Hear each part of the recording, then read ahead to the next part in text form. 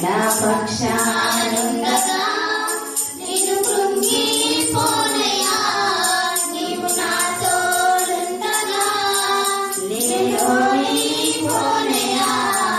నా పక్షానుండగా నేను కృంగిపోనయ్యా, నీవు నా తోడుండగా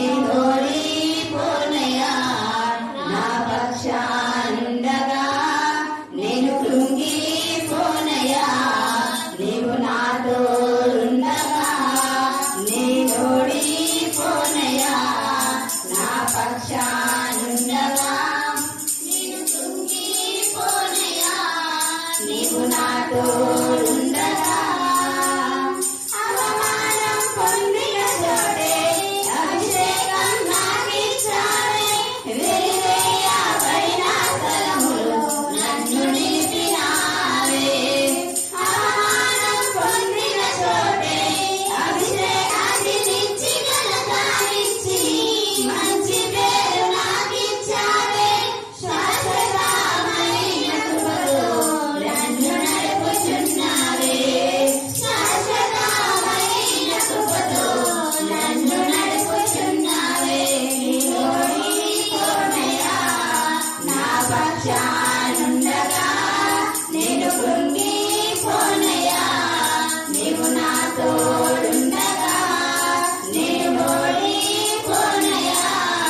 నా పక్షానుండగా నేను కృంగిపోనయ్యా, నీవు నా తోడుండగా. నిందలన్నీ పొందిన చోటే ఘనతనిచ్చినావే, నా శత్రువు ఎదుటే నాకు విందు చేసినావే. నిందలన్నీ పొందిన చోటే ఘనతనిచ్చినావే, నా శత్రువు ఎదుటే నాకు విందు చేసినావే. ఖ్యాతినిచ్చి ఘనతనిచ్చి మంచి పేరు నాకిచ్చావే, ఖ్యాతినిచ్చి ఘనతనిచ్చి మంచి పేరు నాకిచ్చావే. శాశ్వతమైన కృపతో నన్ను నడుపుచున్నావే, శాశ్వతమైన కృపతో నన్ను నడుపుచున్నావే. నేను ఓడిపోనయ్యా, నా పక్షానుండగా నేను కృంగిపోనయ్యా, నీవు నా తోడుండగా నేను ఓడిపోనయ్యా. నా పక్షానుండగా నేను కృంగిపోనయ్యా, నీవు నా తోడుండగా. నన్ను చూసి నమ్మిన చోటే నా తలపైకెత్తినావే, నన్ను దూషించిన చోటే దీవించినావే. నన్ను చూసి నమ్మిన చోటే నా తలపైకెత్తినావే, నన్ను దూషించిన చోటే దీవించినావే. ఖ్యాతినిచ్చి ఘనతనిచ్చి మంచి పేరు నాకిచ్చావే, ఖ్యాతినిచ్చి ఘనతనిచ్చి మంచి పేరు నాకిచ్చావే. శాశ్వతమైన కృపతో నన్ను నడుపుచున్నావే, శాశ్వతమైన కృపతో నన్ను నడుపుచున్నావే. నేను ఓడిపోనయ్యా, నా పక్షానుండగా నేను కృంగిపోనయ్యా, నీవు నా తోడుండగా నేను ఓడిపోనయ్యా. నా పక్షానుండగా నేను కృంగిపోనయ్యా, నీవు నా తోడుండగా. నీవెచ్చి నా తోడనే మనసారా నవ్వెదా, నీవెచ్చి నా తోడనే మనసారా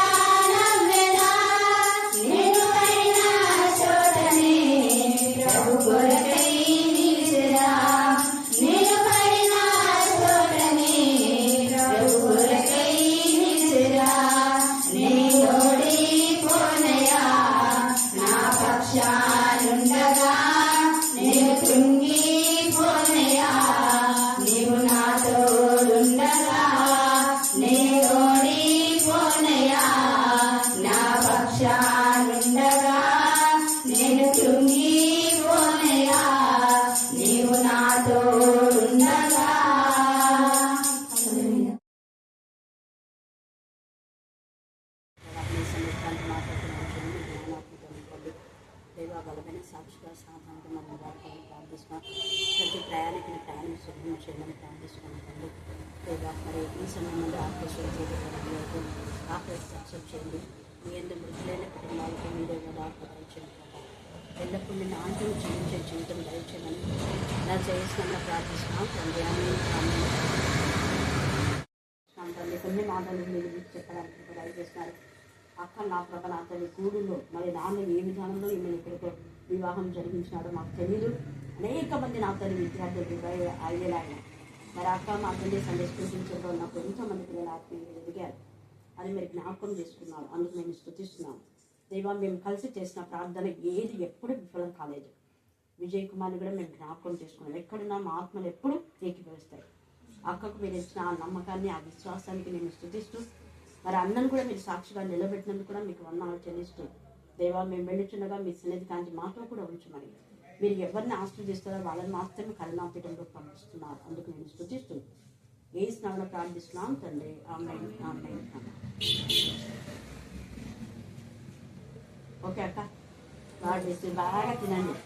జీవితంలో ఉన్నారు కానీ ప్రత్యేక రీతిలో నా ప్రభ నా తల్లి మరి దేవుడిని అఖిల్ నా తల్లి దేవ చక్రిని మా ప్రభ నా తల్లి కన్నను ఇక్కడ చిన్న బిడ్డలు ఎంత చక్కగా వాక్యం చెప్పగలిగారు.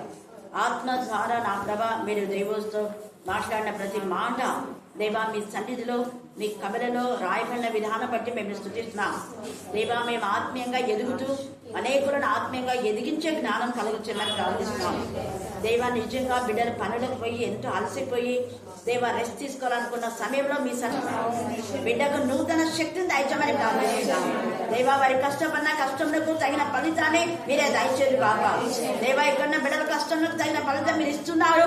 అందుకు వందనాలు చెల్లిస్తున్నాం. మీ ద్వారానే మేము వర్ధిల్లుతాం తండ్రి. దానియేలు వర్ధిల్ల చేసిన దేవుడు ప్రభా. మా ఆత్మలో ఎంతగా మేము వర్ధిల్లుతామో అంతగా మీరు అన్ని విషయాల్లో వర్ధిల్ల చేయు దేవుడు అని మేము స్తుతిస్తున్నాం దేవా. ఇక్కడున్న ప్రతి కుటుంబాన్ని వారి పిల్లలను నీ కరుణాపీఠంలో ఎత్తిపడుతున్నాం. మీరు రక్తంతో మాత్రమే ప్రోక్షించమని ప్రార్థిస్తున్నాం నానా. శిరీష్ మీరు ఇచ్చే స్వస్థం బట్టి మీకే స్తోత్రం మీకే స్తోత్రం మీకే స్తోత్రం మీకే స్తోత్రం మీకే స్తోత్రం మీకే స్తోత్రం మీకే స్తోత్రం. వసంత కుమార్తె కూడా స్వస్థపరిచిన దేవుడు అని మేము స్తుతిస్తున్నాం దేవా. మీకు వందనాలు స్తోత్రం చెల్లించుకుంటున్నాం దేవా. ఈ చిన్ని బిడ్డలు చెప్పిన ఆ లేఖన భాగం వారి జీవితంలో పరబద్ధంగా దేవా నగరునికే చెక్కన మూల స్తంభాలాగా నా ప్రభా బిడ్డలు ఉండడానికి కృప దయచుగాక. వారి ఇంటికి వెలుగుగా ఉన్నందుకు స్తోత్రం. వారి ఇంటికి అగ్ని ప్రాకారంగా ఉన్నందుకు స్తోత్రం. వారి ప్రాంతంలో నెమ్మది కలుగజేసినందుకు స్తోత్రం దేవా. మీకే స్తోత్రం. వారి ప్రాంతంలో క్షేమం కలుగును గాక. మీకే స్తోత్రం మీకే స్తోత్రం మీకే స్తోత్రం మీకే స్తోత్రం మీకే స్తోత్రం మీకే స్తోత్రం. రాత్రి వేళ దీర్ఘకాల వ్యాధులతో బాధపడుతున్న బిడ్డలు తండ్రి కనికరించి స్వస్థత ఇస్తున్నదేవా స్తోత్రం దేవా. ఈ రాత్రి కాల సమయంలో మా ప్రభా నీ బిడ్డలైన ప్రతి ఒక్కరిని ఆత్మ ద్వారా తాకుతున్నదేవా. వాక్యం ద్వారా బలపరుస్తున్నదేవా. వాక్యం ద్వారా స్వస్థపరుస్తున్నదేవా. వాక్యం ద్వారా హెచ్చరిస్తున్నదేవా. వాక్యం ద్వారా క్షేమాభివృద్ధి కలుగజేస్తున్నదేవా. మీకే స్తోత్రం మీకే స్తోత్రం మీకే స్తోత్రం. అది మనకి 3 యోహాను 2 చదవండి. క్రీడాని ఆత్మ వర్ధిల్లుచున్న కొలది అన్ని విషయాలలో. ఇక్కడ దానియేలు అన్ని విషయాలు వర్ధిల్లాడు. చెరలో ఉన్నటువంటి దానియేలును తండ్రి అయిన దేవుడు చెర నుంచి విడిపించి చూడండి. చెర అంటే చాలాసార్లు చెప్పాను మీకు. చెర అంటే కేవలం జైలు అనే కాదు, ఏదో ఒక బంధకాలు. మొన్ననే మనం చూస్తాం రిపబ్లిక్ డే అంటే జనవరి 26న గణతంత్ర దినోత్సవం అంటారు. దానికి సంపూర్ణ స్వాతంత్రం అంటారు. అంటే అప్పుడు స్వాతంత్రం వచ్చింది. బట్ లిఖిత పూర్వకంగా సైన్ చేసి మనకు అప్పగించినటువంటి అన్ని డాక్యుమెంట్స్, మన దేశం యొక్క చరిత్ర, మన దేశం యొక్క పరిపాలన పద్ధతి అంతా కూడా హ్యాండ్ ఓవర్ చేసినటువంటి దినం అన్నమాట. పరిపూర్ణ స్వాతంత్రం అంటే మీరే ఇంకా పాలించుకోండి అనేది. అలాగా భారతదేశానికి స్వాతంత్రం రాకముందే తండ్రి అయిన దేవుడు కొన్ని వేల సంవత్సరాల క్రితమే స్వాతంత్రం లేఖనంలో ఉంది. గలతీ 5:1 చదవండి. గలతీ 5:1. ఆత్మ స్వాతంత్రం ఎప్పుడైతే ఉంటారో క్రీస్తు మనలను స్వతంత్రులుగాను చేసి ఉన్నాడు. చూడండి ఈ స్వాతంత్రము మళ్ళీ చదవండి. ఈ స్వాతంత్రము అనుగ్రహించి ఈ స్వాతంత్రం అన్నారు. అంటే ప్రతి ప్రపంచంలో ప్రతి ఒక్క దేశానికి ఇండిపెండెన్స్ డే ఉంది. ప్రతి ఒక్కరికి కూడా స్వాతంత్రం ఉంది, అన్ని దేశాలకు కూడా. ఈ స్వాతంత్రం అంటే దేవుడిచ్చిన స్వాతంత్రం అది. అందుకని ఈ స్వాతంత్రం అంతా అనుసరించి తండ్రి అనే దేవుడు మనల్ని స్వతంత్రులుగా చేశాడు. మనలను అనే మాట అందరం చేసుకుంటే లోకస్తులను కాదు. లోకస్తులు అపవాది బంధకాల్లో ఉన్నారు, వారికి స్వాతంత్రం లేదు. కానీ ఆత్మలో ఉండే పిల్లలకు మాత్రమే స్వాతంత్రం. ఇది ఆత్మ స్వాతంత్రాన్ని గురించి దేవుడు మాట్లాడుతున్నాడు. ఈ స్వాతంత్రము అంటే పాప సుంకాల నుంచి విడిపించి, పాపం అనే చెర నుంచి, అపవాది అయిన బంధకాల నుంచి, అపవాది పాపంలో మనల్ని బంధించి వాడి ఇష్టానుసారంగా మనల్ని ఆడమంటే అన్నికే, పాడమంటే పన్నికే, వాడి యొక్క ఆలోచన వాడు చేస్తున్నాం. అందుకని దయ్యపడిన వాళ్ళు వాళ్ళ ఇష్టానుసారంగా వాళ్ళు బిహేవ్ చేస్తుంటారు కదా. నన్ను చెప్పినట్టు వింటారా? వినరు. ఎందుకంటే అది ఎట్లా ఆడిస్తే అలాగ ఆడుతుంటారు అనమాట. కానీ అదే పరిశుద్ధాత్మతో నింపబడిన బిడ్డలు ఆత్మ ద్వారా ఆత్మ సంబంధమైన విషయాల్లో ఆసక్తి కలిగి ఆత్మీయంగా ఎప్పుడైతే వాళ్ళు ఎదుగుతారో అన్ని విషయాల్లో దేవుడు ఎదుగు చేస్తారు. దురాత్మతో నింపబడడానికి స్వాతంత్రం అనేది ఉండదు. అన్ని అది ఎట్లయితే అట్లా వెళ్ళిపోతుంటారు. కానీ పరిశుద్ధాత్మ దేవుడు కాదు. ఇప్పుడు దేవుడి ప్రార్థనలో ఆత్మ ద్వారా చేశాడు. మీకు అర్థమైంది లేదు? ఆత్మ ద్వారా ప్రతి విషయంలో కూడా. అందుకే మనం ప్రార్థన చేసేటప్పుడు మీరు వినండి. పిల్లలు చెప్పిన వాక్యాలు కూడా వాళ్ళకి ఎవ్వరికి నేను ఇది నేర్చుకోండి అని చెప్పడంలా. చాలా మంది అంటుంటారు వాళ్ళ సండే స్కూల్ టీచర్ ఎవరంటే తండ్రి అనే దేవుడు అన్న. మనం చెప్పబోయే వాక్యానికి దీటైన విషయాల్లో వాళ్ళు నేర్చుకుంటున్నారు. ఆ పాప చెప్పింది, నీ ప్రాకారంలో నెమ్మది కలుగు కాక, నీ నగరంలో క్షేమను. ఇక్కడ క్షేమం అనేది ఉంది కదా. నేను ఇది చెప్తాను, నా పాపకు తెలియదు. చిన్నపిల్లలకి ఏం తెలుసు వాళ్ళు ఎప్పుడు ఏం చెప్పేది తెలియదు. దేవుడు వాళ్ళతో మాట్లాడిస్తున్నాడు. సమాధానం నిజంగా దానియేలు చెరలో ఉన్న దానియేలుకు తండ్రి అయిన దేవుని యందు భయభక్తి కలిగి ఉన్నాడు కాబట్టి ఆయన ప్రాకారంలో అంటే ఈ దైర్యవేషు రాజు యొక్క కాలంలో కోరేషు రాజు వీళ్ళిద్దరు కూడా దేవుని యందు భయభక్తి గల రాజు. గుర్తుపెట్టుకోండి, దేవుని యందు భయభక్తి గల వాళ్ళు అధికారులుగా ఉంటే ఆ యొక్క దేశమునకు, ఆ ప్రాంతములకు, ఆ సంఘానికి క్షేమం ఉంటుంది, నెమ్మది ఉంటుంది, సమాధానం ఉంటుంది. అందరు సంతోషంతో హ్యాపీగా ఉంటాం. వచ్చేసి దేవుడి ప్రతి మాట చెప్పారు.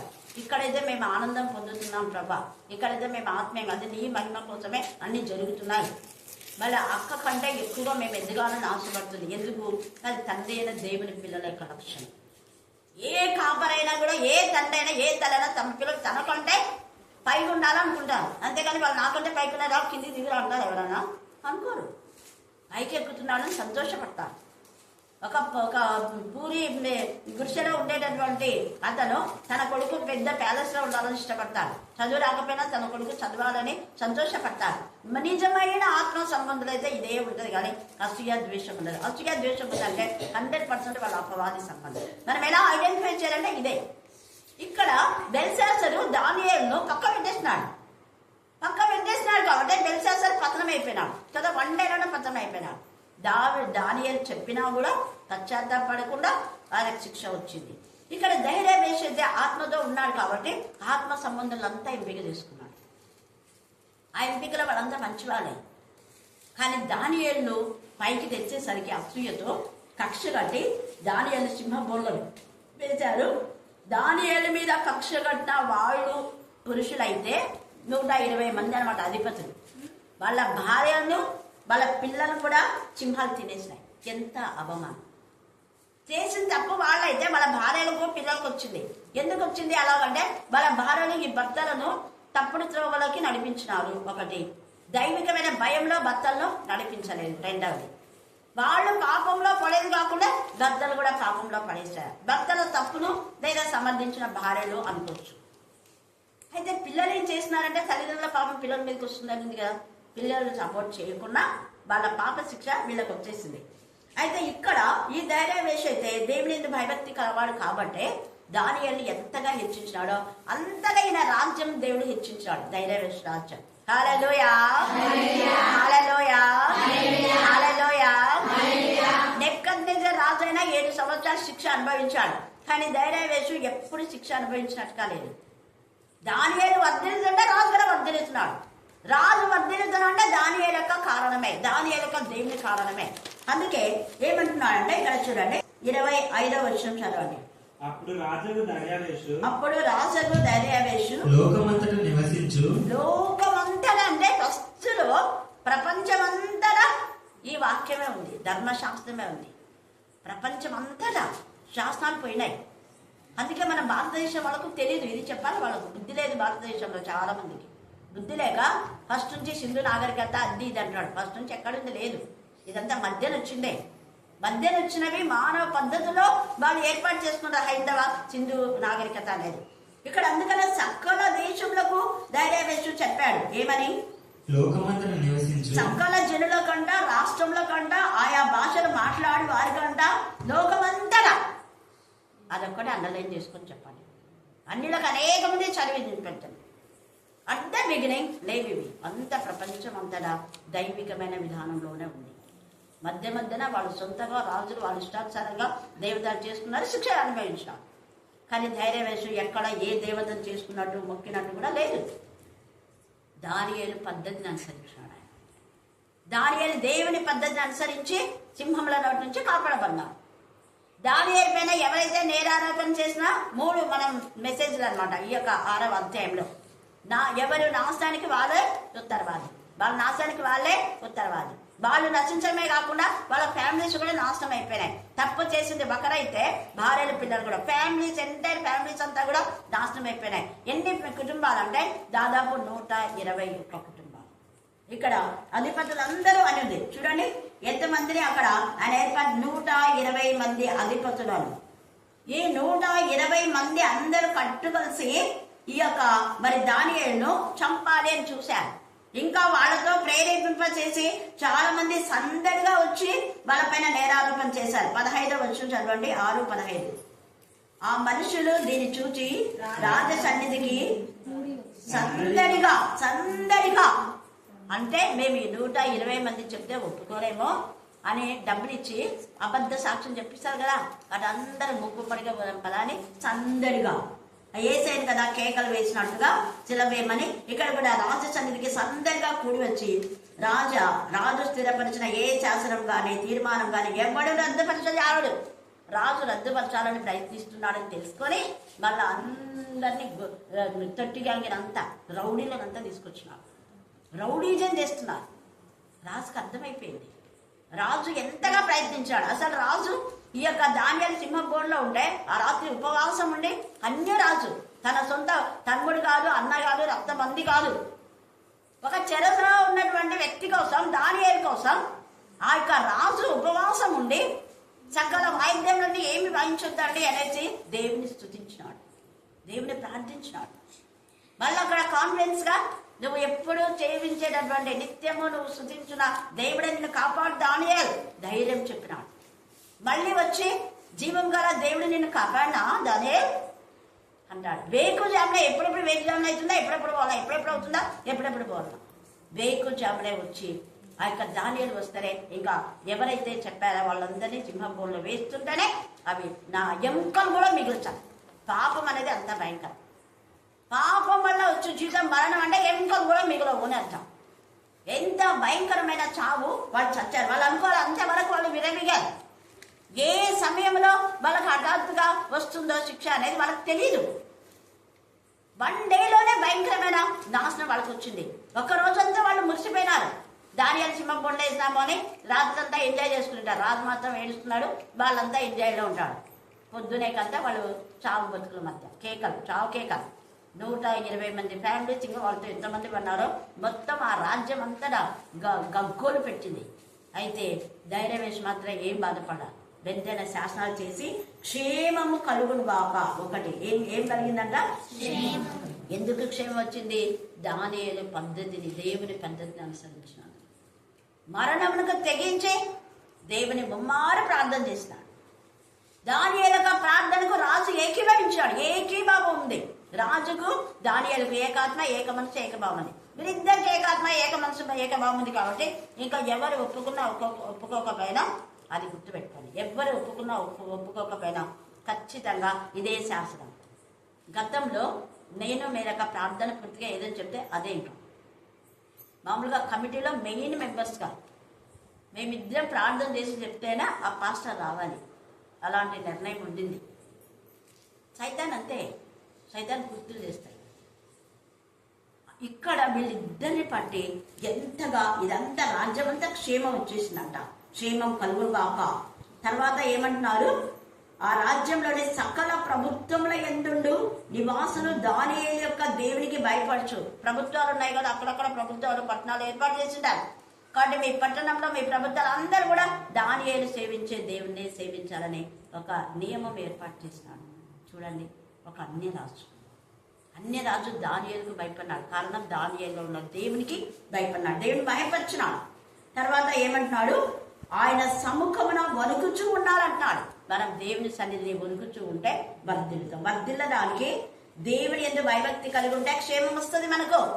దేవునికి ఎప్పుడైతే మనం భయపడతామో, దేవునికి ఎప్పుడైతే మనం వణుకుతామో, మనల్ని చూసి అపవాది వణుకుతాడు, వాడు బెంబెలెత్తిపోతాడు. హల్లెలూయా, హల్లెలూయా, హల్లెలూయా. మధ్యాహ్నం వేళ చాలా మంది ఎంత ఇంపుగా సొంపుగా ఎంత బాగా పాడుతున్నారు. అక్కడి నుంచి వచ్చిన పిల్లలు కూడా చాలా మంది వచ్చినారు. దేవునికి స్తోత్రం. అందుకని ఇక్కడ ఏమంటాడు, వాడికి అపవాదికి సిగ్గు అపజయం కలిగేలా చేస్తాడు దేవుడు. ఆయనే జీవం గల దేవుడని రుజువుపరిచినాడు. మన జీవితంలో వీళ్ళు దేవుని పిల్లలని రుజువుపరుస్తారు. మన రోజు మనం చెప్పింది, చర్చిలో పాట పాడింటే తల్లి కొడుకులు, చూడు తల్లి కొడుకులు ఎంత బాగా పాడుతుంది. ఎప్పుడైనా మన సంఘంలో తల్లి కొడుకులు పాడినారా? చెప్పండి, పాడినారా? ఎప్పుడన్నా విన్నారా మీరు? అదే అంటుంది. ఇక్కడ పాడి నాకు అలవాటైపోయి అలా అన్న మాకు అన్నేమో అంది దోచుకొని. ఎంత మంచి, అందరూ ఎంత ఇదిగా ఎక్కడున్నా మనం దేవుని అదే ప్రార్థన చేసినట్టు దేవుడు. కుటుంబాలు ఆశీర్వదించబడడానికి దేవుడు అంటే భయం. తనకు భయం ఉంది, తన భర్తకు భయం ఉంది, కొడుకుకు భయం ఉంది, బిడ్డకు భయం ఉంది. అట్లా ఎంటైర్ ఫ్యామిలీ దేవుడికి రావాలి. దేవుని ఇష్టం అదే, నా ఇష్టం కూడా అదే. అందుకని ఇక్కడ ఎంత బాగా చూడండి, జీవం గల దేవుడని రుజుపరిచినాడు. ఆయనే యుగ యుగములు ఉండేవాడు. ఆయన రాజ్యము ఏం కాదంట, నాశనం కాదు. దేవుని పైన ఆధారపడిన బిడ్డల కుటుంబాలు ఎప్పటికీ నాశనం కాదు. మన పంటకు కావలసిన ఆర్థిక సహాయం దేవుడు ఖచ్చితంగా, నీ కష్టములకు తగిన పంటను దేవుడు ఇస్తాడు. ఎప్పుడు నాశనం అనేది ఉండదు. మనల్ని నాశనం చేయాలనుకున్న వాళ్ళు నాశనం అయిపోతారు. నాశన పుత్రులు తప్ప ఎవరు నశించారు. యేసయ్య యోహాను సువార్త 17లో చెప్పాడు. తర్వాత ఏమంటున్నాడు ఇక్కడ, ఒకటేమో క్షేమాభివృద్ధి దేవుడు ఇస్తున్నాడు. తర్వాత దానియేలు యొక్క దేవునికి భయపడి వణికేటటువంటి వాళ్ళ పక్షంగా అనేకులు వణికేలా దేవుడు చేస్తాడు. దేవుడు జీవం గల దేవుడని రుజువుపరిచేలా ఆయన అద్భుత కార్యాలు, ఆశ్చర్యకార్యాలు చేస్తాడు. అందుకే ఆయన రాజ్యం నాశనమే కాదు. మన జీవితంలో ఏది కూడా, మన కుటుంబంలో ఎవ్వరు నాశనం కాదు. ఆయన ఆధిపత్యము తుదమట్టుకు ఉండును. అంటే తండ్రి అనే దేవుడు అధిపతిగా ఉంటాడు. ఈ గృహంలోకి అధిపతి యేసయ్య అని పెట్టుకుంటున్నారు కదా. కాబట్టి యేసయ్య ఆధిపత్యంలో మనం ఉంటాం. యేసయ్య ఆధిపత్యంలో ఉంటే మన గృహానికి క్షేమము, భద్రత, వర్ధిల్లే జీవితము ఉంటుంది. తర్వాత ఏమంటున్నాడు, దేవుడు ఎవరికైతే అధిపతిగా ఉంటాడో వాళ్ళను దేవుడు విడిపిస్తాడు, రక్షిస్తాడు. పాపం నుంచి, శాపం నుంచి, రోగం నుంచి, వ్యాధి నుంచి, అప్పుల నుంచి, ఆర్థిక సమస్య నుంచి విడిపించే దేవుడు. ఆయన విమోచకుడు. అందుకనే విమోచిస్తాడండి. ఆయన స్వస్థపరిచే యెహోవా నేనన్నాడు యెషయా 53:4-5. తర్వాత 53లో మనం చూస్తే అక్కడ ఎంత చక్కగా తండ్రి అయిన దేవునికి యేసయ్యను నలగొట్టడానికి ఇష్టమైందంట. ఎందుకు ఇష్టమైందంటే మనం బాగా ఉండాలి, మనం క్షేమంగా ఉండాలి, మనం సమృద్ధిలో ఉండాలని, మనం సంపూర్ణ ఆనందంతో ఉండాలని ఆయనకు నలగొట్టాడు. ఆయన బాధ అనిపించాడు, ఆయన దుఃఖం అనుభవించాడు. మనం ఆనందంగా ఉండాలి, మనం రాజులైన యాజకుంపంలో చేర్చబడాలని ఆయన ఎంత ఇదిగా దీనాతి దీనంగా సెలవేయబడినాడు. పేద మరి ఇంటిలో ఆ యొక్క పశుల పాకలో దుర్గంధంతో ఉన్న దాంట్లో ఆయన జననం జరిగింది. ఆ పశుల పాకలో ఉన్న దుర్గంధం నయమైనట్టుగా మనలో ఉన్న పాపపు దుర్వాసన తొలగించడానికే యేసయ్య జననం. పశుల పాకలో వెలుగు లేదు, యేసయ్య ద్వారా వెలుగు వచ్చింది. యేసయ్య జననం ద్వారా మన గృహాలకు, మన జీవితాలకు, మన హృదయానికి వెలుగు. అలాగనే ఆ పాకలోకి దూతలు వచ్చి పాడినట్టుగా మన హృదయం యేసయ్యకు సింహాసనం వేస్తే, స్తుతుల ద్వారా ఆయన సింహాసన ఆసనుడు అయినప్పుడు ఆయన ఎక్కడ ఉంటే అక్కడ కోటాను కోట్ల దూతలు గణం ప్రార్థన చేస్తారు, ప్రార్థన స్తుతిస్తారు, విజ్ఞాపన చేస్తారు యేసయ్య సన్నిధి. యేసయ్య ఎక్కడున్నాడో ఆ పశుల పాకను వెతుక్కుంటూ, క్షమించండి, ఆ గొర్రెలు వచ్చారు, పామర్లు వచ్చారు, వాళ్ళు పాడినారు. ఆ తర్వాత యేసయ్య ఉన్న ఇంటిలోనికి జ్ఞానులు వచ్చారు. నీ ఇంటిలో యేసయ్య ఉంటే జ్ఞానంతో నింపబడుతుంది. నీ ఇంటిలో యేసయ్య ఉంటే సమృద్ధితో నింపబడుతుంది. బంగారం, బోళం, సాంబ్రాన్ని ఇచ్చారు. పేదరికం తొలగిపోయింది. వాళ్ళు ఒకరిని అడుక్కునే పరిస్థితి లేదు. సమృద్ధిగా దేవుడే ఐశ్వర్యం నిన్ను వెతుకుంటూ వస్తుంది. యోసేపు తల్లి మరియా అయ్యో ఎట్లా మనకు యేసు జన్మించాడు, మనమేం పని చేయలేదే, అది ఇది ఉద్యోగం చేయడం అనుకోలేదు. నువ్వు దేవుని పైన ఆధారపడినప్పుడు ఐశ్వర్యమే నిన్ను వెతుకుంటే నీ ఇంటి దగ్గరకు వస్తుంది, నీ ఇంటి బాకిటి ఉంటుంది. సత్క్రియ చేస్తే తల ఎత్తుకుంటావు, సత్క్రియ చేయకుండా పాపం ఇంటి దగ్గర కూర్చుంటారు. పాపం అంటే ఇంట్లో ఎప్పుడు పాపం చేసిన వాళ్ళకు నెమ్మది ఉంటుందా? కూర్చున్నా ఈ పాపం భయపడుతుందేమో, అన్నం తింటున్నా పాపం గుర్తొస్తుంది, నిలవలేడు, నిద్రపోలేడు, కూర్చోలేడు, బయటికి పోతే తల ఉంచుకొని ఎవరు చూసినారో, నా పాపం ఎవరు చూసినారో వాళ్ళు బయట పెట్టాలేమో, ఇదే అదే ఉంటుంది. చచ్చిపోయే వరకు ఉంటుంది. అదే పాపాన్ని ఒప్పుకొని విడిచిపెట్టే రాజరాహం. హల్లెలూయా, హల్లెలూయా. అందుకే వాటన్నిటి నుంచి ఆయన మనం రక్షించేవాడు అంటాడు. తర్వాత పరమందును భూమి మీదను సూచక్రియలను ఆశ్చర్యకారం చేయవాడు. యెషయా 9:6 ఆయన ఆశ్చర్యకరుడు, ఆలోచనకర్త, బలవంతుడకు దేవుడు, నిత్యుడకు తండ్రి, సమాధానకర్త. నీకు సమాధానం కావాలంటే యేసే ద్వారానే, through the word of God. సమస్త జ్ఞానం పెంచిన దేవుని సమాధానం యేసు క్రీస్తు ద్వారానే మన హృదయంలో, మన తలంలో కావాలి ఉంటుంది. యేసు క్రీస్తు ద్వారా అంటే వాక్యం ద్వారా. యేసయ్య వాక్యం అన్నాడు, ఆది యందు వాక్యం ఉందని, వాక్యం దేవుడు. వాక్యం శరీరధారి కృపా సత్య సంపర్కం మనలో, మనతో, మన మధ్య ఉంది. ఎప్పుడున్నాడు? ఎప్పుడుంటాడా? పరిశుద్ధాత్మ అనే తప్పుడు బోధన వచ్చు. ఇక్కడ ఎంత చక్కగా చెప్తున్నాడు పరిశుద్ధాత్మ దేవుడు. సింహముల నోటి అంటే గర్జించే సింహం అనే ఆ నోటి నుంచి మీ ఇంట్లో క్రూర మృగాలుగా ఉండే వ్యక్తులు ఉండొచ్చు, చుట్టుపక్కల ఉండొచ్చు, వీధిలో ఉండొచ్చు, ఎక్కడైనా ఉండొచ్చు. కానీ వాటి నుంచి దేవుడు మనల్ని కాపాడతాడు. తర్వాత ఈ దానియేలును రక్షించాడు అని వ్రాయించను. ఈ దానియేలు దైర్యవేషు ప్రభుత్వ కాలమందు, పారసికుడు కోరుషు ప్రభుత్వ కాలమందు వర్ధిల్లేను. ఎందుకు వర్ధిల్లాడు? మనం వర్ధిల్లాలంటే మన కాపరులు ఆధ్యాత్మికంగా ఉంటేనే వర్ధిల్లుతారు. లేదంటే ఎంత దేవునికి విరోధమైన జరగాలో అని జరుగుతాయి. అధిపతులు ముందు దేవునికి మహిమకరంగా ఉంటాయి. ఇక్కడ వీళ్ళిద్దరు కోరేషు గురించి చూస్తే, కోరేషు కూడా దేవుని ఎందుకు భయభక్తి గలవాడే. యెషయా 45:1-2 చూడండి. కోరేషు గురించి రాయబడింది. మీరు తర్వాత బాగా ధ్యానం చేయండి. ఎప్పుడైనా కోరేషు గురించి ధ్యానం చేసుకుందాం. 45 అతని పక్షంన చూడండి. అతని పక్షంన ఎవరి పక్షంన? కోరేషు పక్షంన. ఆ 44 పైన కూడా ఉంటది. కోరేషు పక్షం జనములు జయించుటకు అతని కుడి చేతిని పట్టుకొని ఉన్నాడు. కోరేషు కుడి చేతిని దేవుడు పట్టుకున్నాడు. ఎంత గొప్ప అన్య రాజు దేవునికి లోపలంతా దేవుడే చేపట్టుకున్నాడు. దేవుడు మనం చేపట్టుకుంటే మనకు తక్కువనే, ఇంకా తక్కువ ఏముండదు. అతను చేపట్టుకొని ఉన్నాను, నేను రాజుల నడికట్లను విప్పేసి ద్వారంలో అతని ఎదుట వేయబడుతున్నా. అతని కోరేషు ఎదుట ఎవరు కూడా జయించలేకపోయినాడు. అందరినీ కోరేషు జయించాడు. తలుపులు తీసేదను అని యెహోవా తాను అభిషేకించిన కోరేషుని గురించి సెలవిచ్చుచున్నాడు. అది అభిషేకించాడు కోరేషుని. ఇక్కడ దైర్యవేషుని కూడా అభిషేకించాడు. దానియేలును అభిషేకించాడు. అభిషేకం పొందిన వాళ్ళకు క్షేమం ఉంటది. అభిషేకం పొందే వాళ్ళకు నెమ్మది ఉంటది. పరిశుద్ధాత్మ అభిషేకంతో నింపబడిన వాళ్ళు విమోచించబడతారు, రక్షింపబడతారు. పరిశుద్ధాత్మతో శక్తితో నింపబడిన వాళ్ళు సింహంలో నోలను మూస్తారు. పరిశుద్ధాత్మతో శక్తితో నింపబడిన వాళ్ళు పాములను, తేలను ఎత్తి పట్టుకుంటారు. అవి హాని చేయవు, అవే భయపడతాయి వీళ్ళని చూసి. పరిశుద్ధాత్మతో శక్తితో నింపబడిన వాళ్ళు రోగాలు భయపడి పారిపోతాయి. పరిశుద్ధాత్మతో శక్తితో నింపబడిన వాళ్ళ ముందు ఏ మానవుడు నిలవలేడు. సిగ్గుతో తల ఉంచుకోవాల్సిందే, దించాల్సిందే. కోరేషు చేతిని దేవుడు పట్టుకున్నాడు. ఇద్దరు తలుపులను విరగొట్టాడు. ఇంకా చాలా ఉంది అక్కడ బ్లెస్సింగ్స్ కోరేషుకు. తర్వాత మన కీర్తనలో కూడా చూస్తే ఇదే మాట చాలా బాగుంది. 18వ కీర్తన 18:16-20 దాకా చదవండి. ఉన్నత స్థలం నుండి చూడండి, ఆయన అత్యున్నత సింహాసనం పైన ఉన్నాడు. 7 మండలాలు ఆకాశమందు పైన సింహాసనాల దేవుడు చెయ్యి చాపి, ఆయన పొడుగు ఎంత చెయ్యొచ్చుడని చెయ్యి చాపి భూమి మీద ఉన్న కోరే చేతిని పట్టుకున్నాడు. ఎంత ప్రేమ గల తండ్రి. నన్ను పట్టుకొని దావీదు కూడా అంటాడు, అయినున్న దేవుడు పొడవాటి చెయ్యి చాపి నన్ను పట్టుకొని జలరాశులు, అంటే కింద అట్టడి భాగంలో ఉన్నాం, జలరాశుల్లో నుంచి నన్ను పైకి తీసినాడు. ఎంత బాగా చెప్తున్నారు. బలవంతులకు పగవారు బలవంతులకు పగవారు నన్ను ద్వేషించువారు నాకంటే బలిష్ఠులై ఉండగా మా బలగం బాగుంది, మా సత్యం బాగుంది, మేమంతా చాలా ఇది అనుకున్న వాళ్ళ యొక్క నోళ్లు ముగించినాడు. వారి వశం నుండి ఆయన నన్ను రక్షించాడు.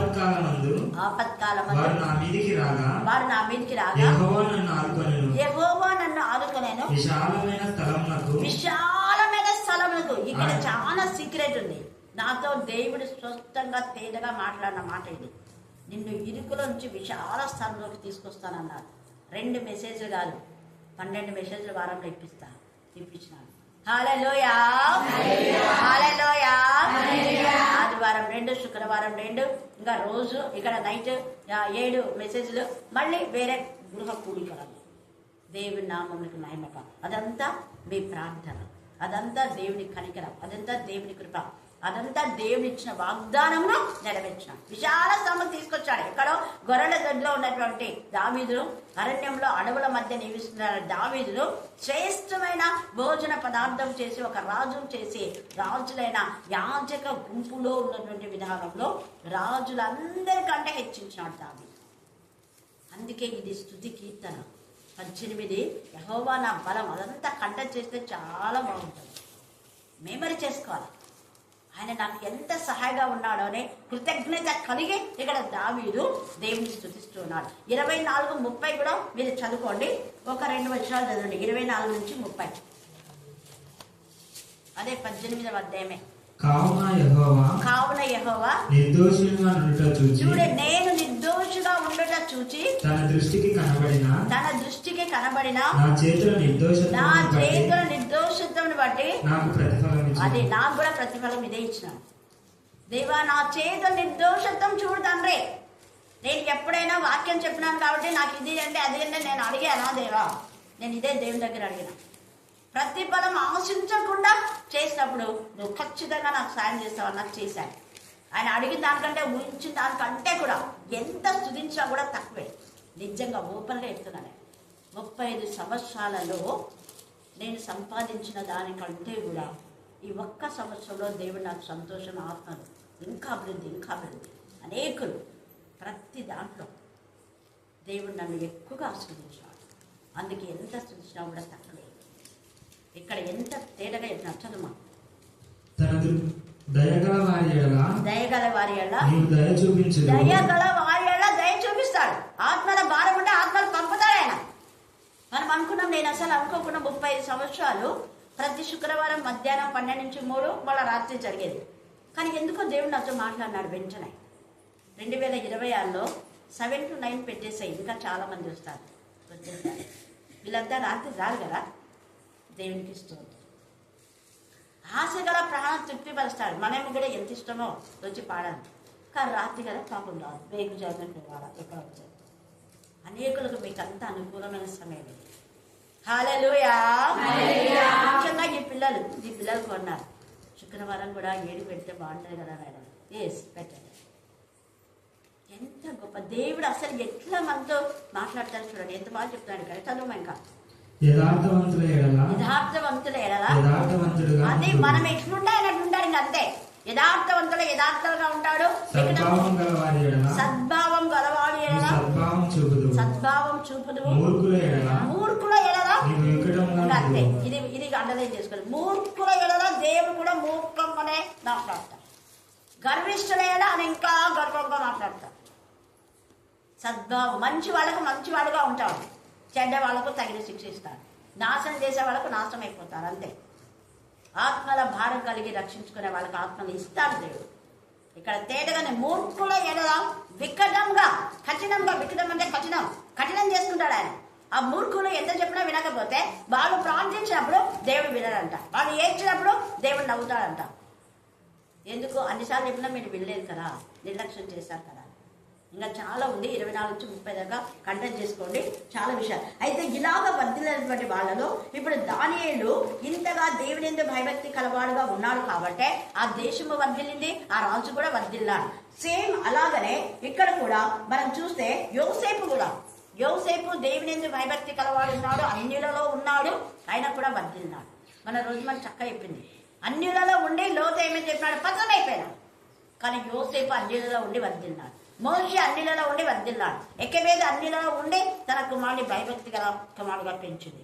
చాలా మంది మేము అన్యుల ఇళ్ళ దగ్గర ఉన్నాం అక్క, ఏడక్క అంటుంటాం. మరి ఎక్కవేద ఎట్లా పెంచింది అక్క అన్న నోరు మూసుకున్నాం. ఆమె మహారాణి, మళ్ళీ ఈమె పనామె. వీరంతా ఉద్యోగస్తులే, అందరూ సాటి ఉద్యోగస్తులే. ఏమైంది? దేవుని మహింపొస్తే గణపొస్తే వాళ్ళ కిందలకు మనం భయపడేది ఏంటి? మనకు వాళ్ళు భయపడాలి. హల్లెలూయా, హల్లెలూయా. అలాగనే యోబు కూడా, యోబు ఎంతగా యథార్థంగా ఉన్నాడో అంతగా దేవుడు ఆశీర్వదించాడు. ఎట్టి సందర్భంలో కూడా నోటి మాట ద్వారా కానీ తలంపుల ద్వారా కానీ దేవుని బాధపరచలేదు, అవమానపరచలేదు, కించపరచలేదు. తన దీన స్థితిని గురించి ఇది చేయలేదు. మూర్ఖురాలుగా మాట్లాడుతున్నాను భార్యను తిట్టినాడు. మూర్ఖురాలనే భార్యను తిట్టినాడే కానీ మూర్ఖురాలైన భార్య మాట వినలేదు. ఆహాబు మూర్ఖురాలనే యెజబెలు మాట విని పతనమైపోయింది, నాశనం అయిపోయింది. నాశన పుత్రులు నశించును కావాలంటే వాళ్ళ నాశనానికి వాళ్ళే ఉత్తరవాలి. యెజబెలు నాశనానికి యెజబెలే ఉత్తరవాలి. అత్తలే నాశనానికి అత్తలే ఉత్తరవాలి. అత్తలేని బట్టి అత్తలే కొడుకులంతా చచ్చిపోయినారు. యెజబెలు బట్టి యెజబెలు కుటుంబం అంతా నాశనం అయిపోయింది. అలాగా చాలా మంది ఉన్నారు. కింగ్ సౌలుని బట్టి వాళ్ళ పిల్లలంతా 7 మంది శవాలు. వాళ్ళిద్దరు ముందు చచ్చిపోతారు, మళ్ళీ మిగతా కొడుకులు చచ్చిపోతారు. ఎంత బాధ! 6 నెలలు ఆ శవాలు అట్లనే వేలాడు పడుతుంటారు. ఎవ్వరు పాత పెట్టారు. రిస్పా కన్నీటితో ప్రార్థన చేస్తారు శవాల కోసం. అప్పుడు ఆ శవాలను పూడ్చిపెడితే మళ్ళీ దావీదు ప్రార్థన చేస్తే కరువు పోయి వర్షం వస్తుంది. హల్లెలూయా, హల్లెలూయా. చచ్చిన శవాల కోసమే రిస్పా ఏడిస్తే ఈ రాత్రి బ్రతికున్న మన వాళ్ళు చచ్చిన శవాల్లాగా ఉన్నారేమో. ఒకవేళ దేవుని సన్నిధికి రాలేదు అంటే చచ్చిన శవాలే. దేవుడు ఎంత ఇన్నర్ మీనింగ్తో చిన్న వయసులో చేశారు. సినిమాలు, సీరియల్, వాళ్ళకి దేవుని భయం లేదు. బ్రతికున్నా వాళ్ళు ఎలాంటి వాళ్ళు? చచ్చిన వాళ్ళే లెక్క. నిజంగా జీవం ఉంటే దేవుని జీవాత్మ నడిపిస్తుంది దేవుని సన్నిధికి. ఎంత తేటగా నిజంగా ఇక్కడ పరిశుద్ధ ఆత్మదేవుడు యోబు తన యొక్క భార్యను గద్దించినాడు. మూర్ఖురాలి నువ్వు చెప్పినట్టుగా నేను విన్నాను. తన యొక్క యథార్థతను వదలలేదు. అలాగనే దానియేలు, దావీదు, యోబు, తర్వాత యోసేపు, వీళ్ళందరినీ దానియేలు దేవుడు వర్ధిలో చేసినాడు, ఆశీర్వదించాడు. ఈ రాత్రి మనం కూడా వర్ధిల్లాలన్నా, క్షేమంగా ఉండాలన్నా, మన కుటుంబం ఆశీర్వాదకరంగా ఉండాలన్నా, మన కుటుంబం సంతోషంగా ఉండాలా, మనల్ని బట్టి అప్పవాలి, వనకాలి, భయపడాలంటే దేవుని ఆత్మతో, శక్తితో మనం నింపబడాలి. ఆత్మశక్తి ఈ వాక్యమే. ఎంత వాక్యం చూస్తావో, ఎంత వాక్యం వింటావో, ఎంత దేవుని గురించి ఆలోచిస్తావో అంత దేవుడు నిన్ను ఆశీర్వదిస్తాడు, వర్ధిల్ల చేస్తాడు. దేవుడు ఈ లేఖనాన్ని దీవించి ఆశీర్వదించుగాక. ఆమేన్, ఆమేన్, ఆమేన్. చివరిగా ఆ యొక్క గెరారు వాళ్ళు ఎంతగా బాధ పెట్టారు, కానీ దేవుడు ఆశీర్వదిస్తాడు. మీరు ఆదికాండం 26 చదువుకుంటే వాళ్లే వచ్చి తప్పు ఒప్పుకుంటారు. 26, 24 నుంచి 27 దాకా మీరు తర్వాత చదువుకోండి. అలాగనే హేరోదు ఎప్పుడైతే చస్తాడో, హేరోదు చచ్చిన తర్వాత యేసయ్య జ్ఞానం ఎందు, వయస్సు ఎందు, దేవుని ఎందు, మనిషి ఎందు పెంపాలి. అపవాది క్రియలు లైపరిస్తే, పాపాన్ని చంపివేస్తే మనం వర్ధిల్లుతాం.